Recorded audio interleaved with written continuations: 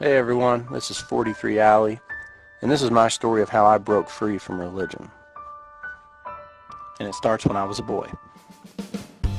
I grew up in rural Appalachia in the South, where you can't drive 2 blocks without coming across 2 or 3 churches. Now I had teachers push evolution to the end of the curriculum and then not teach it when there wasn't time at the end of the semester. In elementary school, which was a public school, we had missionaries once a week, which meant that this 90-year-old woman came in and she played church songs and told Bible stories for an hour. The only student who didn't have to go was the only Catholic student who went to my school. And all the other Baptists said, she's going to hell. I always knew in the back of my mind, something wasn't right about that. There were all these other denominations out there, and they all thought the other ones were going to hell. So what did that mean for somebody who worshiped a different God? Now look, I like my pediatrician, but what did that mean for him? I didn't want to think about it. You know, it's a lot like Santa Claus. I remember one weekend driving with my dad to deliver a bunch of baseball equipment to about 10 or 15 different houses. My dad was Little League president, and we got him this shipment of bats and gloves and balls and something for all these different coaches and teams. And as we were driving around, I remember him saying, "We're like Santa Claus delivering presents." And I thought, wow, you know, we're only taking stuff to 10 houses and it's taking all day. And then I thought, wait a minute, wait. I have 30 kids in my class. There are 2 other classes in my grade. That's 90 houses. There's other grades in my school. There's other schools, other counties, states, countries, continents. Dad, how does Santa get gifts to billions of kids in one night?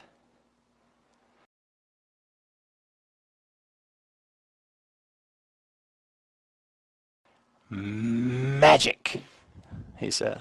And then I thought more about it. How is it possible to hold all those toys in that one single sleigh? I mean, Toys R Us needs a whole building, and that's just toys for my town. Why does Santa Claus not get the poor kids very much? But then, see, I get back to school, and all the other kids who believed in Santa Claus, they reinforce the fact that he does exist. And because a lot of other kids believed it, hey, it must be true. Then as I got older, the religious stuff started to bother me. Why is religion geographical? You can point to a country on the map, and you know right away what their religion is. It seemed to me that if the universe is so frickin' big, and there's one God who did it all, and he's got this one little favorite speck of dust that's floating out there in one little minuscule galaxy, you'd think that they would all follow him. And then there's dinosaurs. They were around for hundreds of millions of years. There's no dinosaurs in the Bible, not one. Yeah, I know, in the book of Job, there's a behemoth and a leviathan, but if you have half a brain and you read that, you know they're talking about a hippopotamus and an alligator. Look, dinosaurs ruled the earth for millions, hundreds of millions of years. There should be 5 dinosaurs per page in the Bible. And if you don't want to call them dinosaurs, then you should call them something else and describe specifically what these things are. Plus, there's 65 million years between the last living dinosaur and the first living human. 65 million years.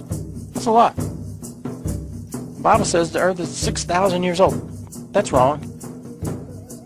6,000 has happened 766,666 times. Why is the God in the Old Testament such a prick? Why did people back then have to sacrifice bulls? Why does everybody think Noah's Ark is such a great story? Okay, Santa's sleigh again. How could all those animals fit into one ark? Now remember, I'm an 8-year-old thinking this, and it's not just, my brain just can't accept it. I remember asking my grandma if Noah had 2 bears, or if he had 2 grizzly bears, 2 polar bears, 2 Kodiak bears, 2 Gobi bears, panda bears, sun bears, brown bears, Kermode bears, black bears, spectacle bears, sloth bears, Tibetan blue bears.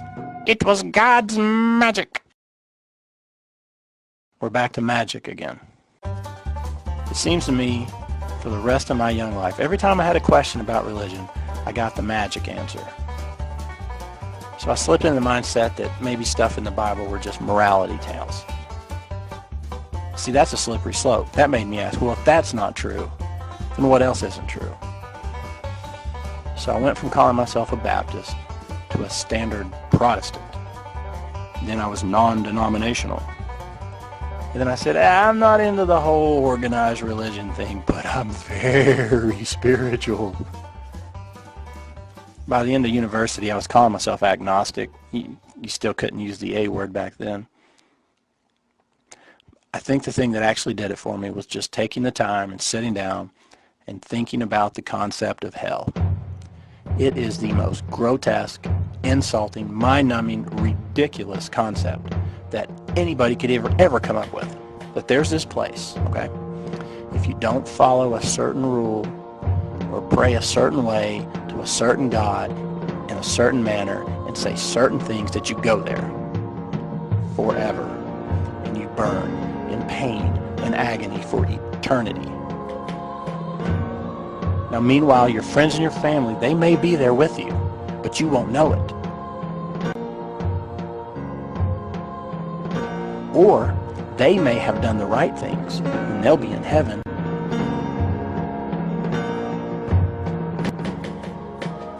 Okay, but what if I did the right things, and my wife and my kids, they didn't, and they end up in hell? How am I supposed to enjoy eternity if I know that every second of infinity, my wife and my kids are on fire and being tortured by demons? How could I enjoy eternity knowing that anyone is being tortured forever? Have you ever noticed hell's not in the Old Testament? Gentle Jesus, meek and mild, shows up, and it's then and there we are threatened with eternal suffering. WWJD indeed. So I look back on the whole concept of religion. I knew I was already an atheist about Allah. I know I didn't believe in Shiva and Ganesh and all the other Hindu gods. Zeus, Poseidon, Thor, Ra, they no longer had millions of followers. Those gods had long since gone to that mass graveyard we call mythology. So I just went one god more. And I got to tell you, it was a great feeling. But it wasn't a change that came overnight. It was just little bits and pieces that happened over the course of several years. And I am a totally happy person. I'm a totally moral person. I've got a great family. I've got a great job. I can do these videos for one thing every once in a while. I donate to charities. I push my shopping carts back where they're supposed to go in parking lots. And I don't live my life worrying about what's going to come next. That's probably the best thing that came out of all this. I can enjoy the here and the now. Every moment's great. The universe is going to continue on for billions and billions of years. I only get to be here a very small part of that. And that is great. I am so lucky to be here. And I look back on my childhood with a smile. And I still, every once in a while, read the Bible. I'm actually pretty daggone familiar with it. I just look at it as a history book and written by men who are trying to figure out their place in the world. Not as a guide how to live, not as the end-all and be-all of human existence. It's a book. And it goes on the shelf with other books.